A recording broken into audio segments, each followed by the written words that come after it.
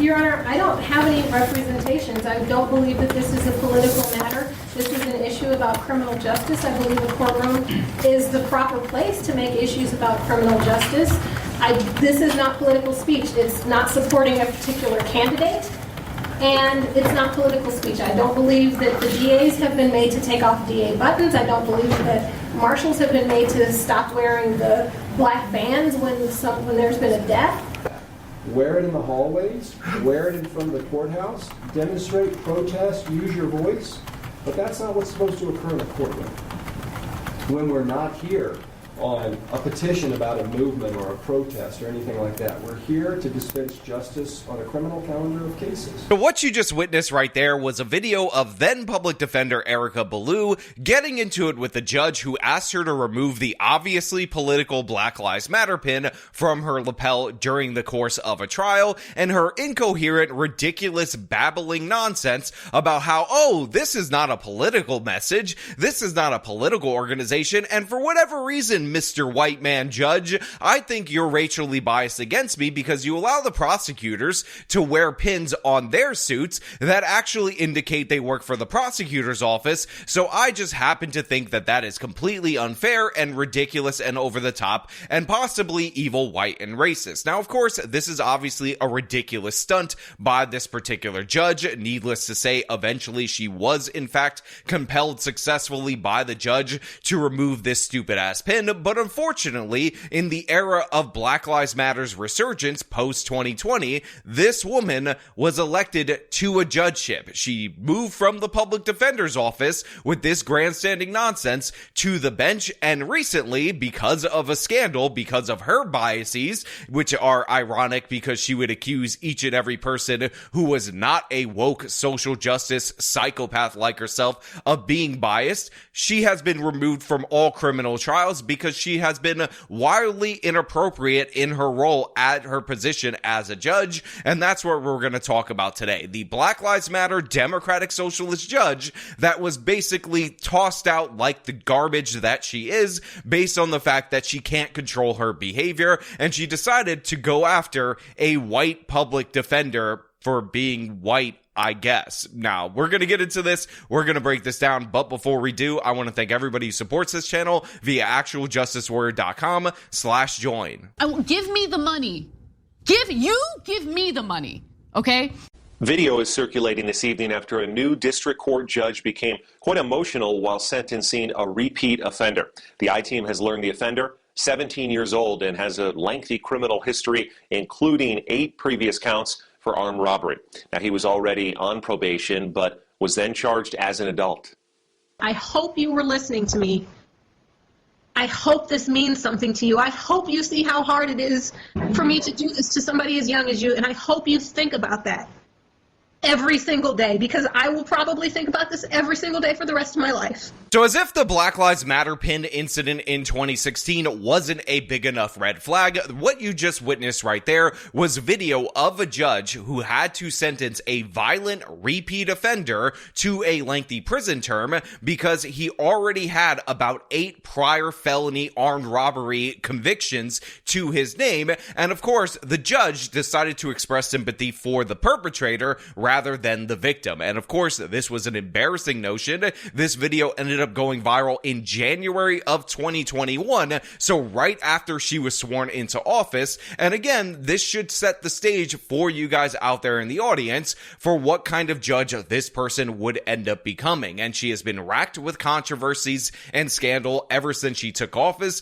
But I think it is hilarious for us to point out right now that at the time that she was elected, all these left-wing rags, these Democratic socialists, were celebrating her election, and one of the articles celebrating her victory actually came from the Jacobin, which is a Ben Burgess publication. And even though, by the way, I will say that Ben Burgess, who I've met in person a couple of times, I actually find to be a decent person in person, the fact is, his outlet is absolutely crazy, and his ideology is probably all the way off a cliff in terms of left-wing nonsense. So let's get into this article about celebrating her victory, and then we'll tell tell you how exactly this ended up turning out. Headline: a Democratic socialist will soon be sworn in as a judge in Las Vegas. Public defender and racial justice organizer Erika Ballou won a Las Vegas judgeship with the backing of the Democratic Socialists of America. Next month, she'll take the bench with the aim of upending the criminal justice status quo. The Democratic Socialists of America, DSA, notched several high-profile wins at the ballot box this past November,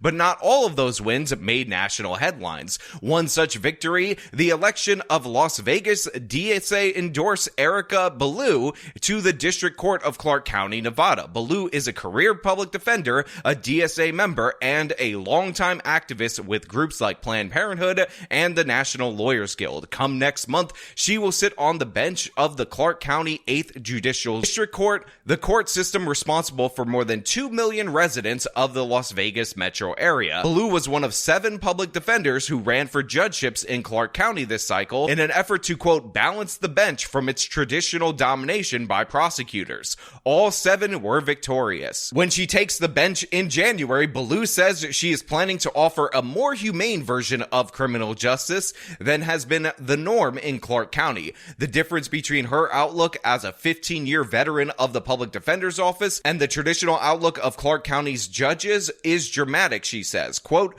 I understand that these are people, not just defendants. Most of the people who have gotten on the bench are prosecutors, and they don't think that our clients are human beings, she said. You're a black man in America. You know you don't want to be nowhere where cops are. Clark County Judge Erika Ballou in court in 2022 making comments that prompted the union representing Metro police officers to call for Ballou's resignation and an ethics investigation. Listen to me. You know you don't want to be nowhere where cops are, because I know I don't. And I'm a middle-aged, middle-class black woman. I don't want to be around where the cops are because I don't know if I'm going to walk away alive or not. But that's just one of 2 incidents for which Judge Ballou faces new charges, which commissioners said violated the, quote, impartiality of the judiciary. That other comment was for, quote, chastising a prosecutor in 2021 for saying a man being sentenced for fleeing from police with a firearm had no reason to run.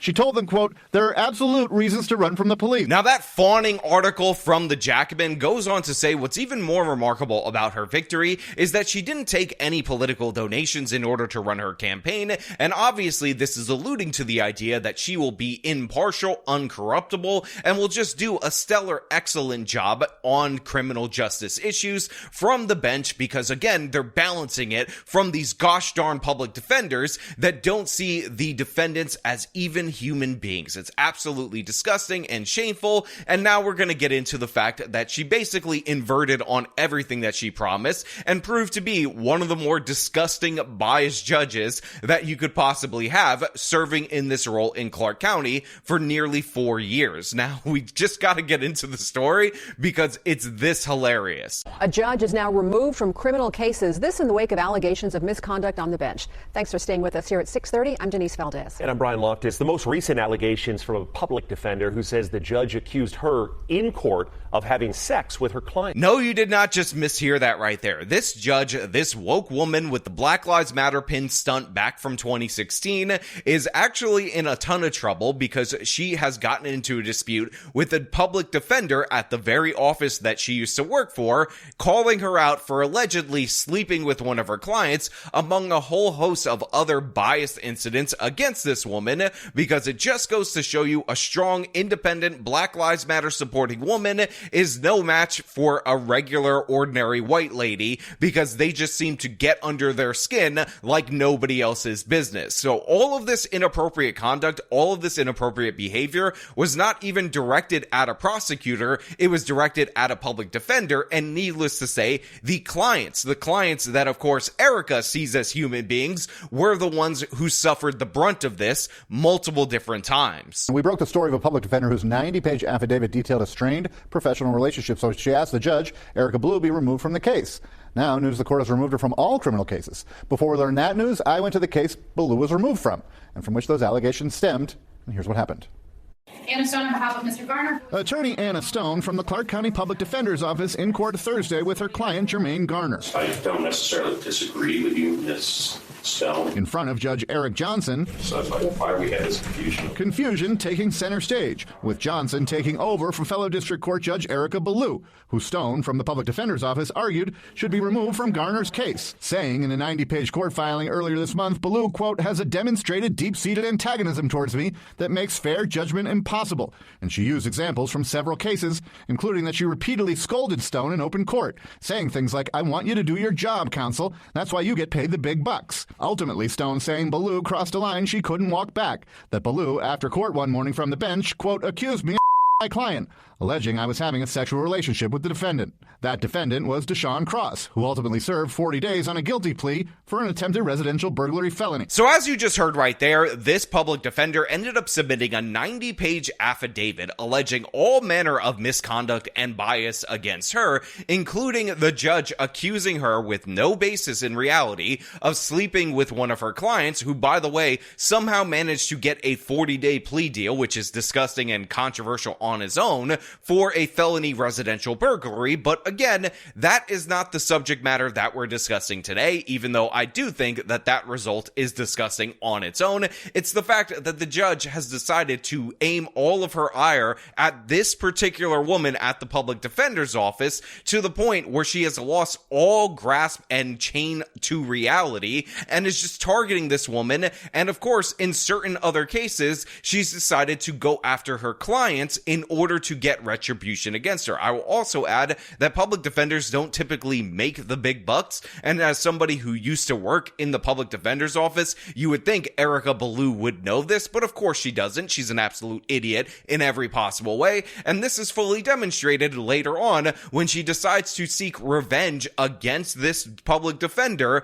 in the most crazy way, especially considering that this is a Black Lives Matter judge who talked about how her office and her administration sees defendants as human beings, unlike those filthy, dirty, disgusting prosecutors turned judges who just don't get that about those clients at the public defender's office. It would be appropriate to give him another opportunity with additional guardrails. The guardrails Stone asked for in Thursday's case were for Garner, before he's sentenced for stealing a car. Stone says Ballou kept Garner in jail for a long time for no reason, not willing to discuss it, not willing to change her mind, and not willing to let Garner go anywhere. Something just happened. Something just happened in Ballou's courtroom between the judge and the lawyer, Garner's wife told the 8 News Now investigators after court in a new courtroom in front of a new judge Thursday, where her husband's situation finally got some resolution. I don't know what's going on with Judge Ballou and the public defender, but my husband got caught in the middle. So you guys know by now, if you're frequent viewers of this channel, that I do not extend a lot of sympathy to the criminal. And when it comes to car thieves,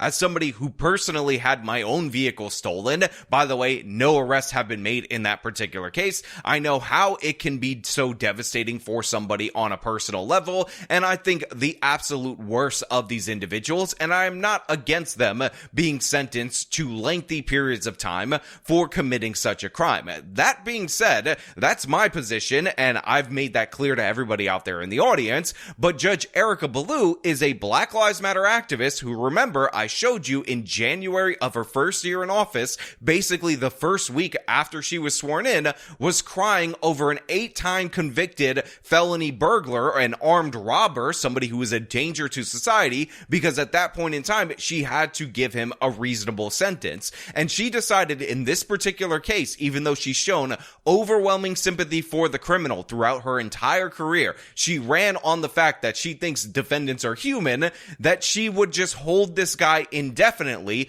delay consistently without providing an explanation, just because she hated the white woman who was the public defender for this individual. Just because she couldn't stand her, she decided to hold this man indefinitely. That is a thing that happened with this Black Lives Matter judge. And that's the crazy thing about these BLM activists. They talk about all this bias and how white people are inherently biased against blacks and all these minorities and whatnot, and how, oh, that infects every aspect of their judgment because of their evil white racism, when in reality, they are just projecting their own hatred and their own vitriol onto other people. Because as soon as this woman was in a position of power, what did she do? What did she do with that power? She ended up abusing it, dehumanizing a defendant in order to do so, and spreading salacious, ridiculous rumors against a white woman who worked at the public defender's office because she couldn't stand her for whatever personal reason. She let her biases overwhelm absolutely everything,